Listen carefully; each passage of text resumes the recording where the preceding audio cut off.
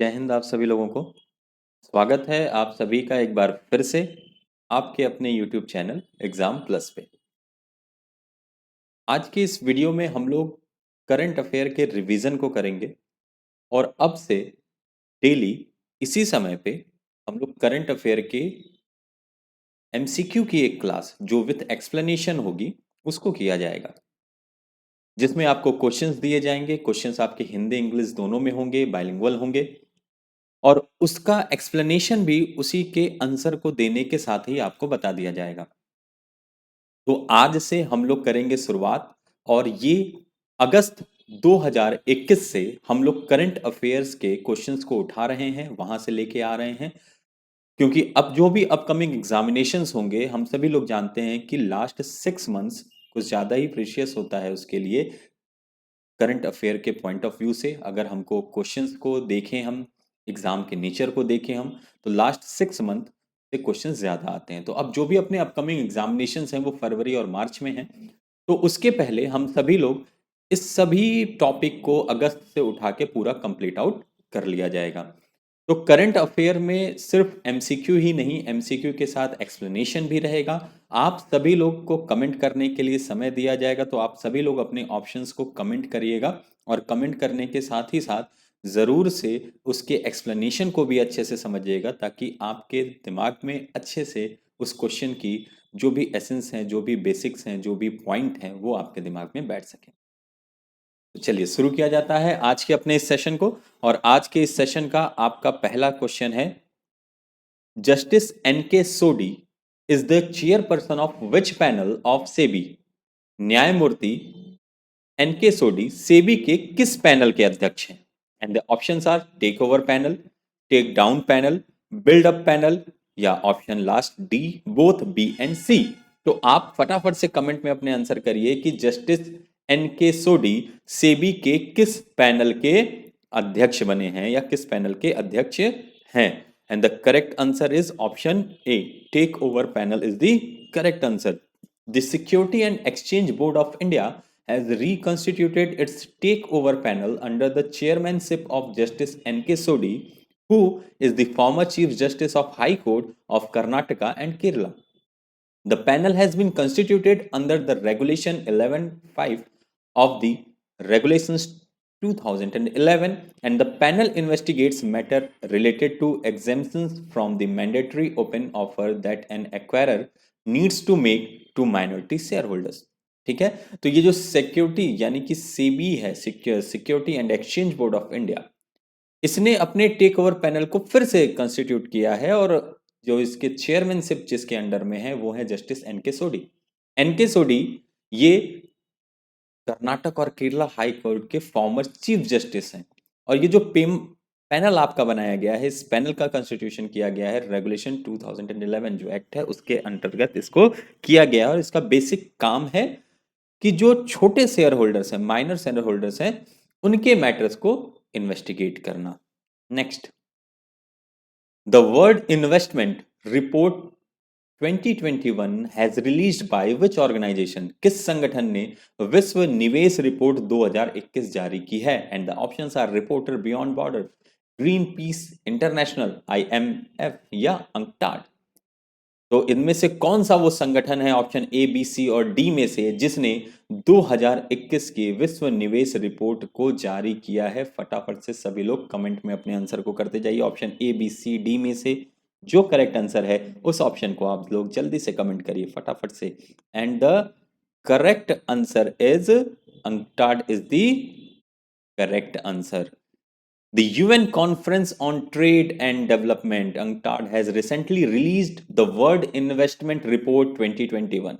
The report noted that global FDI has fallen by 35% due to COVID pandemic. जो pandemic आया है Covid का, corona virus का, उसकी वजह से इसने क्या रिपोर्ट में इसने दिया है कि जो ग्लोबल FDI था, फॉरेन डायरेक्ट इन्वेस्टमेंट, वो 35% तक गिर गया है इस कोविड की वजह से। UNCTAD has stated that India is the fifth largest recipient of FDI inflows in the world for 2020 and its value stood at $64 billion. तो अंकटाड जो UN conference on trade and development है, उसने इस बात को कहा है कि जो भारत है वो एफडीआई के इनफ्लो में, मतलब भारत में जो एफडीआई है वो फिफ्थ लार्जेस्ट है पूरे वर्ल्ड में। 2020 के बारे में इसने कहा है, और जो इसकी वैल्यू है वो 64 बिलियन यूएस डॉलर है जो भारत में एफडीआई हुए 2020 में। Next, which state is set to form an economic advisory council composed of Esther Duflo and Raghuram Rajan? कौन सा राज्य एस्थर डफलो और रघुराम राजन से बना एक आर्थिक सलाहकार परिषद बनाने के लिए तैयार है? And options are Kerala, West Bengal, Tamil Nadu, Goa. तो इन चारों ऑप्शन में से केरल, पश्चिम बंगाल, तमिलनाडु और गोवा में से जो ऑप्शन सही है, जो राज्य जिसने एस्थर डुफ्लो और रघुराम राजन के साथ एक आर्थिक सलाहकार परिषद बनाने के लिए तैयार हुआ है, वो कौन सा इसमें से राज्य है, कौन सा स्टेट है, उस ऑप्शन को फटाफट से आप सभी लोग कमेंट करिए। And the correct answer is Tamil Nadu. Tamil Nadu is the correct answer. The state government of Tamil Nadu has proposed to set up an economic advisory council, which would comprise of eminent economists like Nobel laureate Esther Duflo, former RBI Governor Raghuram Rajan, former Chief Economic Advisor Arvind Subramaniam, development economist Jean Drees, and former Union Finance Secretary S. Narayana. तो ये इतने लोगों की team बना रहा है तमिलनाडु, जो राज्य है वहां की राज्य सरकार इतने लोगों की टीम बना रही है, और इनको इकोनॉमिक एडवाइजरी काउंसिल, मतलब आप इकोनॉमिक एडवाइजरी काउंसिल का मतलब समझ सकते हैं, इकोनॉमिक से रिलेटेड जितनी भी चीजें होंगी उसके बारे में ये जो एक पैनल सेटअप हो रहा है वो एडवाइस करेगा, वो बताएगा कि किस तरीके से अर्थव्यवस्था को राज्य की और अच्छे से बेहतर बनाया जा सकता है और उसको सुधारा जा सकता है। नेक्स्ट, निष्ठा scheme implemented by which union ministry? कौन सा केंद्रीय मंत्रालय निष्ठा योजना लागू कर रहा है? निष्ठा एक स्कीम है जो सरकार, भारत सरकार के द्वारा लॉन्च की गई है, तो कौन सा ये केंद्रीय मंत्रालय है, यूनियन मिनिस्ट्री है जो इस योजना को लागू कर रहा है? And the options are ministry of agriculture, ministry of sports, ministry of education या मिनिस्ट्री ऑफ इंडस्ट्री। कृषि मंत्रालय, खेल मंत्रालय, शिक्षा मंत्रालय या उद्योग मंत्रालय, इनमें से कौन सा ऐसा मंत्रालय है जो निष्ठा योजना को क्या कर रहा है, लागू कर रहा है? फटाफट से अपने ऑप्शंस को ए बी सी डी में से जो आपको करेक्ट ऑप्शन है पता, वो आप जल्दी जल्दी से कमेंट करिए। And the correct answer is ministry of education, शिक्षा मंत्रालय is the correct answer. The Union Ministry of Education, under the aegis of NCERT, has been implementing the capacity building scheme named NISTHA, which aims to improve the quality of school education. ठीक है, NCERT के साथ ministry of education क्या कर रहा है? NCERT के साथ ये निष्ठा स्कीम को इम्प्लीमेंट कर रहा है, जो स्कूलों में जो एजुकेशन है उसकी क्वालिटी को इम्प्रूव करने पर ध्यान देगा। Recently, the Union Tribal Ministry has collaborated with NCERT to conduct capacity building training for teachers of Eklavya Model Residential School. अभी हाल ही में जो ट्राइबल मिनिस्ट्री थी, जो आपकी उसने एनसीईआरटी के साथ कोलैबोरेट किया था, ठीक है, जो जनजातीय मंत्रालय था उसने क्या किया था, एनसीईआरटी के साथ कोलैबोरेट किया था। इसी कैपेसिटी बिल्डिंग ट्रेनिंग प्रोग्राम था टीचर्स का, जो एकलव्य मॉडल रेसिडेंशियल स्कूल थे, जो रेसिडेंशियल स्कूल एकलव्य मॉडल थे जनजातीय क्षेत्र के, उनके लिए। Under this initiative the first batch of 120 teachers and principal from 3 states completed a 40-day training. और इस स्कीम के तहत 120 शिक्षकों ने और प्रिंसिपल थे, जो प्रधानाध्यापक थे और अध्यापकों ने 3 राज्यों के, उन्होंने 40 दिन की अपने इस प्रशिक्षण को पूर्ण किया था।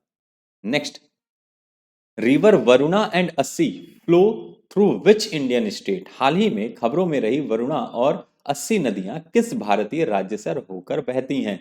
उत्तर प्रदेश, मध्य प्रदेश, बिहार या झारखंड? वो कौन सा राज्य है जहां से वरुणा और अस्सी, ये दोनों नदियां जहां पे बहती हैं? फटाफट से अपने आंसर को, करेक्ट आंसर को कमेंट करिए। और जिसको ये पता है कि मेरा शहर कहाँ है, तो वो इस आंसर को बता सकता है कि क्योंकि ये मेरे शहर का ही है। और the correct answer is Uttar Pradesh is the correct answer. The national green tribunal has set up a committee for rejuvenation of rivers Varuna and Assi in Varanasi, both of which joins the river Ganga. ठीक है। जो national green tribunal है उसने एक committee को बनाया है इनको पुनरुद्धार के लिए। जो वरुणा और अस्सी नदी है जो बनारस में काशी में यहाँ पे बहती है और जाकर दोनों ही गंगा नदी में मिलती है, इसके पुनरुद्धार के लिए इन्होंने एक कमेटी को सेटअप किया है। This move has been made by the tribunal after taking note of the reported discharge of untreated sewage in these rivers and unauthorized construction on the bank of this river।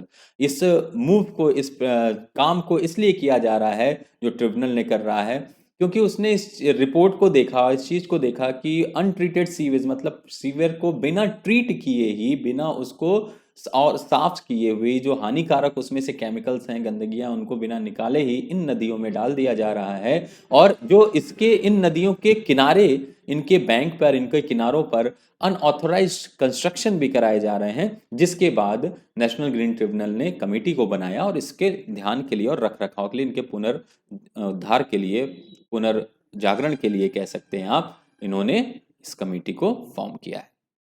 Next, data lake is the online portal of which organisation.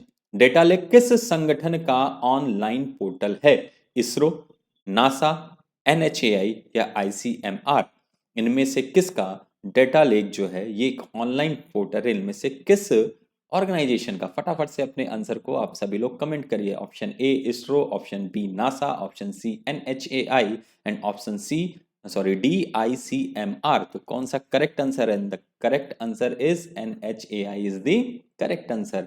The national highway authority of India mandate to use drones for monthly video recording of all national highway projects during their different stage of construction, operation and maintenance। ठीक है, तो national highway authority जो भारत की है उसने इस चीज को लागू किया है और कंपलसरी लागू किया है कि मासिक रूप से ड्रोन से वीडियो बनाया जाएगा हर उन राष्ट्रीय राजमार्ग प्रोजेक्ट्स का जो उनके अलग अलग स्टेज होते हैं कंस्ट्रक्शन के, उनके ऑपरेशन के और उनके मेंटेनेंस के। इन तीनों बातों को ध्यान में रखते हुए उनका मासिक एक मंथली वीडियो ड्रोन के द्वारा बनाया जाएगा।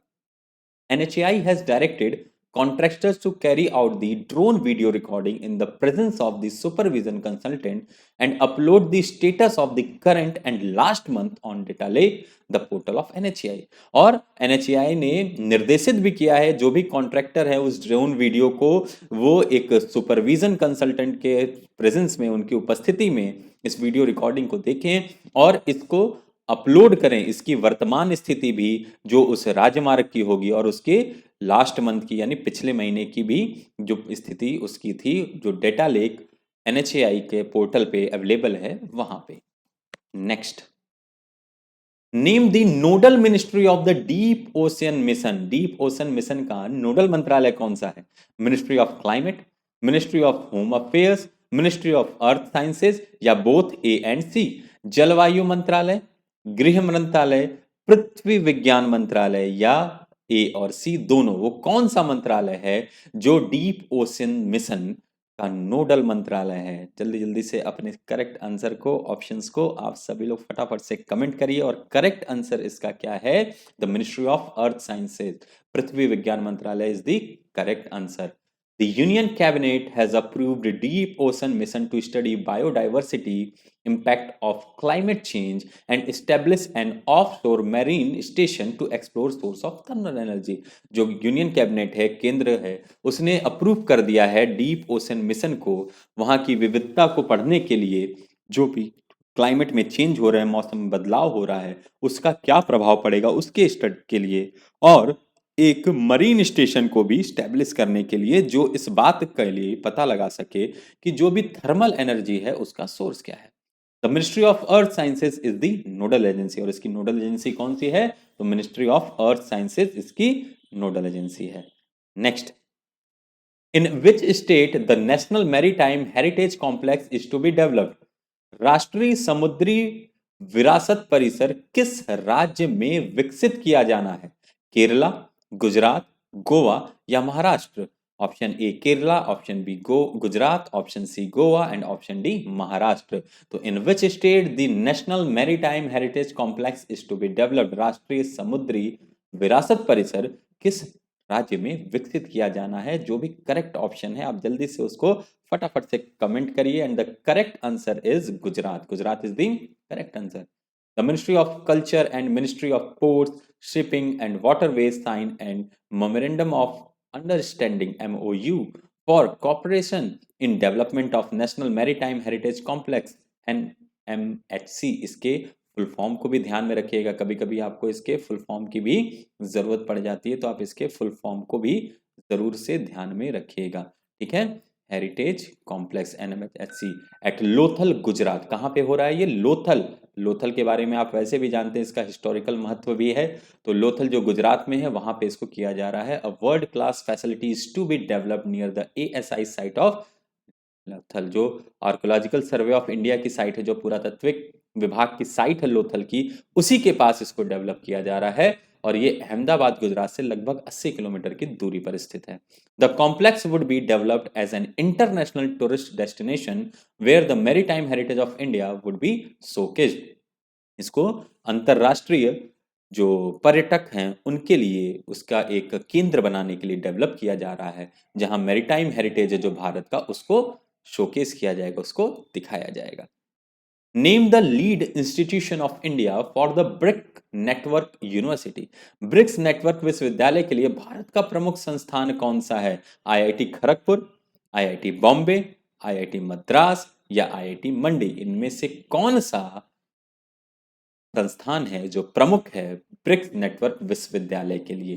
फटाफट से अपने ऑप्शन को कमेंट करिए और इसका करेक्ट आंसर क्या है? The correct answer is IIT Bombay is the correct answer. Indian institute of technology IIT Bombay hosted a 3-day virtual conference of BRICS networks universities on electric mobility। किस चीज पे किया था इसने? इलेक्ट्रिक मोबिलिटी पर इन्होंने 3 दिन का एक वर्चुअल कॉन्फ्रेंस जो ब्रिक्स नेटवर्क यूनिवर्सिटीज का है, IIT बॉम्बे ने उसको होस्ट किया था। The conference is part of the event that India host under the education stream during the 13th BRICS summit this year. इस वर्ष जो 13वां ब्रिक्स सम्मेलन हुआ था उसके अंतर्गत ही ये कॉन्फ्रेंस एक उसका पार्ट था उस इवेंट का, जिसमें इंडिया ने होस्ट किया था एजुकेशन स्ट्रीम, जो 13वां ब्रिक्स सम्मेलन हुआ था। Brick network Universities is a union of higher education institution of the 5 BRICS member countries। जो 5 ब्रिक्स कंट्रीज हैं उनका क्या है, जो जिसमें रसिया, ब्राजील, इंडिया ये सारे हैं, उसका क्या है ये एक नेटवर्क है यूनिवर्सिटीज का जो हायर एजुकेशन के इंस्टीट्यूशंस हैं उनका। Next, Raja Parba is a famous festival of which state. Raja Parba जो हाल ही में मनाया गया वो किस राज्य का प्रसिद्ध त्योहार है? ओडिशा, झारखंड, उत्तर प्रदेश या मध्य प्रदेश। इनमें से किस राज्य का ये एक बड़ा ही फेमस, बहुत ही प्रसिद्ध पर्व है जिसको मनाया गया है Raja Parba? And the correct answer is Odisha. Odisha is the correct answer. इसका करेक्ट आंसर क्या है? तो ओडिशा इसका एकदम करेक्ट आंसर है। राजा परबा अ 3-day फेस्टिवल सेलिब्रेशन और celebrating womanhood is being celebrated across the state of Odisha। जो आप कह सकते हैं कि नारित्व को सेलिब्रेट करने के लिए 3 दिन का पर्व राजा परबा को मनाया गया था। During this period, it is believed that Mother Earth menstruated and prepares for future agricultural activities with the arrival of monsoon. इस चीज को माना जाता है कि जो अभी पृथ्वी है उसकी फर्टिलिटी क्या होती है, वो अच्छी प्रिपेयर हो जाती है आगे के अपने कृषि संबंधी कार्यों को करने के लिए, जैसे ही मानसून आता है वैसे ही। Odisha Tourism Development Corporation OTDC also launched a special program named pitha on wheels. और इसी ओकेजन पे OTDC मतलब ओडिशा टूरिज्म डेवलपमेंट कॉर्पोरेशन ने एक अलग से एक स्पेशल प्रोग्राम लॉन्च किया जिसका नाम था pitha on wheels. Next, which economic figure of May stood at 12.94% as per the recent data released by the Commerce Ministry। वाणिज्य मंत्रालय द्वारा हाल ही में जारी आंकड़ों के अनुसार मई का कौन सा आर्थिक आंकड़ा 12.94% रहा? And the option are PPT, CPI, WPI या नन ऑफ द एबव इनमें से कौन सा है? फटाफट से सभी लोग कमेंट करिए। आपको ज़्यादा से ज़्यादा 10 सेकंड का समय लगना चाहिए कमेंट करने के लिए, क्योंकि आपको पता है तो ठीक है, नहीं पता है तो तुक्का मारने का कोई मतलब नहीं है। और इसका करेक्ट आंसर क्या है? WPI is the correct answer.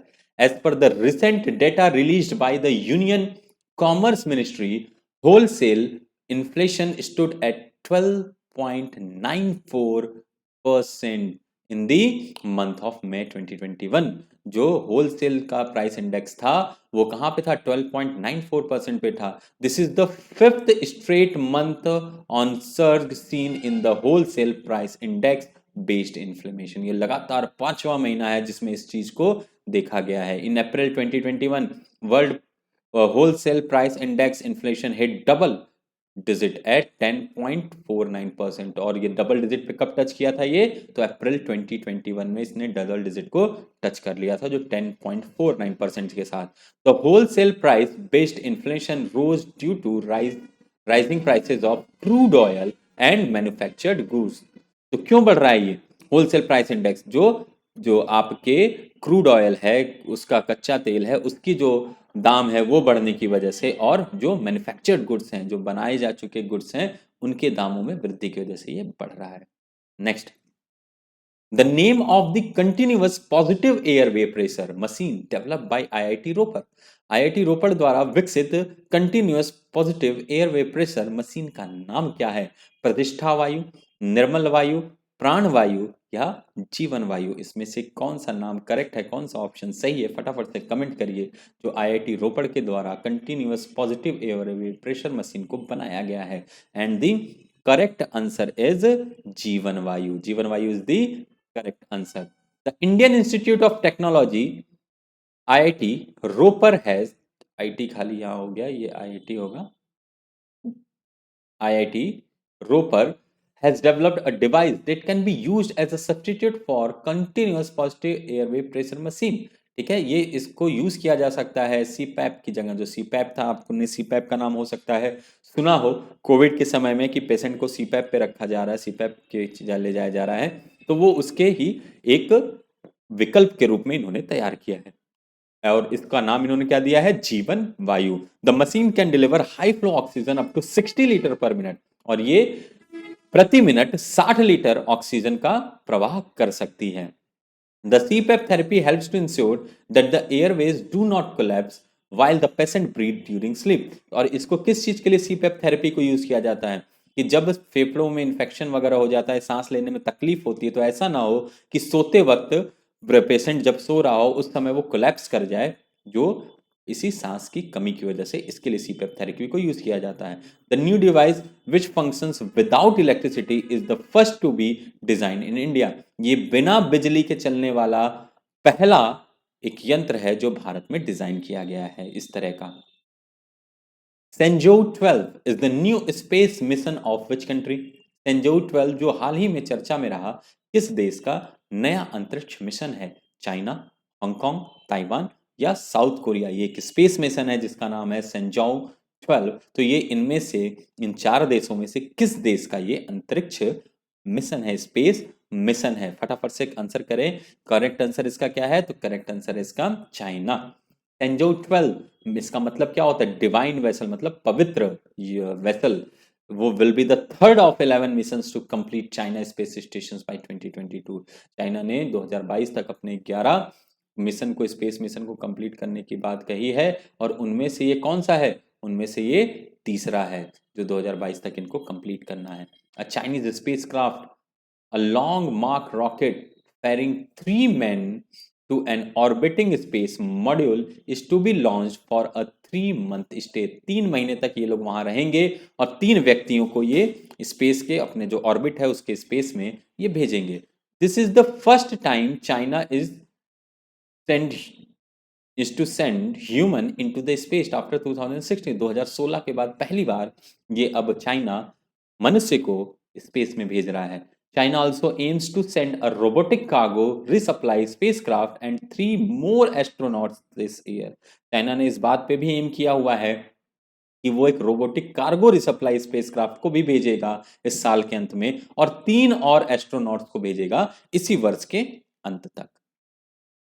In which city the 2021 NATO summit was organised? NATO 2021 NATO शिखर सम्मेलन का आयोजन किस शहर में किया गया था? मुनीच, मॉस्को, बर्लिन या ब्रुसल? कहां पर किया गया था? मुनीच में, मॉस्को में, बर्लिन में या ब्रुसल में नाटो 2021 सम्मेलन जो था वो कहां आयोजित किया गया था? एंड दो ये क्वेश्चंस का जो आपका करेक्ट आंसर है आप लोग फटाफट से उसको आंसर करिए। And the correct answer is Brussels. Brussels is the correct answer. The 2021 summit of the North Atlantic Treaty Organization, जिसको कि आप किस नाम से जानते हैं? नॉर्थ अटलांटिक ट्रीटी ऑर्गेनाइजेशन को आप किस नाम से जानते हैं? नाटो के नाम से। Was the 31st formal meeting, ये भी ध्यान रखिएगा, ये कौन सी मीटिंग थी? 31वीं मीटिंग थी of the heads of state and head of government of NATO, जो भी नाटो देश हैं उनके हेड की ये 31वीं मीटिंग थी। It was held in Brussels, Belgium. Belgium में किया गया था। किस शहर में? ब्रुसेल्स में। NATO leaders warn that China present systematic challenges to the world. NATO ने इस बात की ओर इशारा किया है, नाटो के जो लीडर्स थे, कि चाइना अब सिस्टमैटिक एक चैलेंज विश्व के सामने रख रहा है। This was also the first NATO summit attended by the US president Joe Biden. Joe Biden के द्वारा अटेंड किया गया ये पहला नाटो समिट था, नाटो सम्मेलन था। अर्लियर ग्रुप ऑफ 7 G7, ये 67 हो गया, G7 rich Nations issued a statement on human right in China and Taiwan. इसके पहले भी G7 देशों ने चाइना और ताइवान में जो मानवाधिकार है उसके लिए आवाज को उठाया था। On which disease Indian Meteorological Department and ICMR have formed an expert committee? Bharat मौसम विभाग और ICMR ने किस बीमारी पर एक विशेष समिति का गठन किया है? And the options are filaria, dengue, malaria, covid. इनमें से यहाँ हिंदी में डेंगू हो गया है, इसको डेंगू कर लीजिएगा, ठीक है। डेंगू, फाइलेरिया, डेंगू, मलेरिया या कोविड-19, इनमें से किसके लिए भारत मौसम विभाग जो विज्ञान का विभाग है वो और आईसीएमआर ने एक विशेष समिति का गठन किया है? And the correct answer is malaria. Malaria is the correct answer.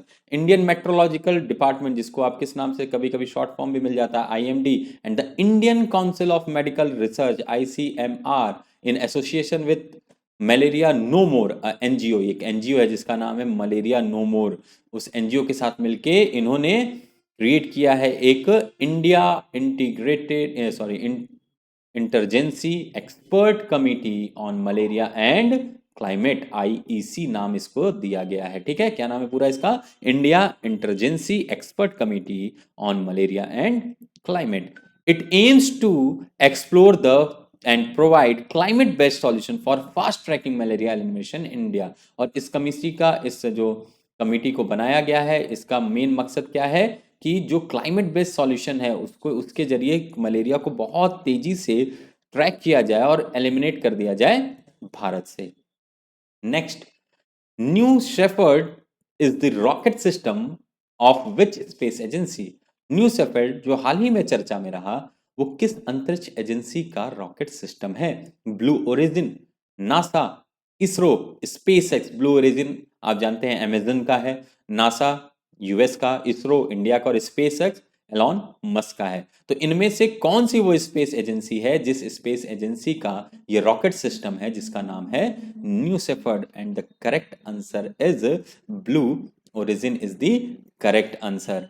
Amazon founder and billionaire Jeff Bezos, ठीक है, जेफ बेजोस जो कि फाउंडर हैं इसके अमेजॉन के, उन्हीं की स्पेस कंपनी है जिसका नाम है blue origin. Recently concluded the online auction for the first seat on new shepherd. इससे ये स्पेस में जा रहे हैं और ये यात्रियों को स्पेस में ले जा रहे हैं, तो इसकी पहले सीट का ऑक्शन इन्होंने अभी शुरू किया था और जो कंक्लूड भी हो गया है और ये ऑनलाइन ऑक्शन था। It is a rocket system develop to take tourist to the space. ये क्या करेगा? यात्रियों को एक, मतलब आप यूं कह सकते हो कि पर्यटक के रूप में ये लेके जाएगा। Over 7600 people registered from 159 countries to bid for this seat. अब देखो 159 देशों से 76,000 लोगों ने इस बिडिंग में हिस्सा लिया था। It went for a winning bidder of USD 28 million who would fly abroad new shepherd along with Bezos. इसमें जेफ बेजोस भी जा रहे हैं और इसका जो पैसा लगा जो ये ऑक्शन में वो 28 मिलियन यूएस डॉलर में ये ऑक्शन जीता। नेम, ये आपका फोर्थ लास्ट क्वेश्चन है, name Indian state which is rank first in the anaemia मुक्त भारत इंडेक्स। एनीमिया मुक्त भारत सूचकांक में भारत का कौन सा राज्य पहले स्थान पर है? उत्तर प्रदेश, मध्य प्रदेश, राजस्थान या केरला। एनीमिया मुक्त भारत का जो सूचकांक है उसमें कौन सा राज्य है भारत का जो पहले स्थान पर है इसमें? तो करेक्ट आंसर इसका क्या है? Madhya Pradesh is the correct answer. Madhya Pradesh is at the first position with the score of 64.1 in the anaemia Mukt Bharat index. It is released by the national health mission. तो किसने रिलीज किया है इसको? नेशनल हेल्थ मिशन ने इसको रिलीज किया है। MP is followed by Odisha with score of 59.3। Second स्थान पे कौन रहा? ओडिशा 59.3 स्कोर के साथ। Himachal has jump to third spot against its rank 18 in the year 2018-19 में हिमाचल 18वें नंबर पे था और इस बार किस पे आ गया? तो ये इस बार तीसरे नंबर पर चला आया। Almost 50% of the pregnant women, 59% of the children less than 5 years of age, 54% of the adolescent girls and 53% of the non pregnant non lactic women in India are anaemic. सोचो आप कितना आंकड़ा। एनीमिक का मतलब होता है एक तरह से आप कह सकते हो खून की कमी। तो इतने ज्यादा लोगों में खून की कमी है जिसपे सबको ध्यान देना है और ऐसा बताया भी जाता है, डॉक्टरों के द्वारा सलाह दी जाती है कि लोहे की कढ़ाई वगैरह का प्रयोग करिए जिससे कि आयरन की कमी नहीं होगी और अनीमिया से भी मुक्ति मिलेगी।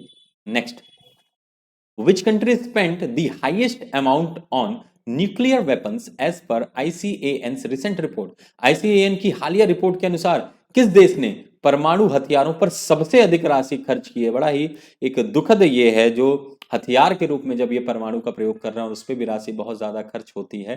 तो इसमें ऑप्शंस है आपका यूएसए, जर्मनी, इजराइल और चाइना। इसमें से कौन सा वो देश है जिसमें सर्वाधिक खर्चा किया परमाणु हथियारों पर? तो करेक्ट आंसर इसका क्या है? आप सभी लोग जानते हैं मोस्टली आंसर कि क्या हो सकता है इसका आंसर। तो करेक्ट आंसर इज यूएसए, सबसे ज्यादा यही खर्चा करता है।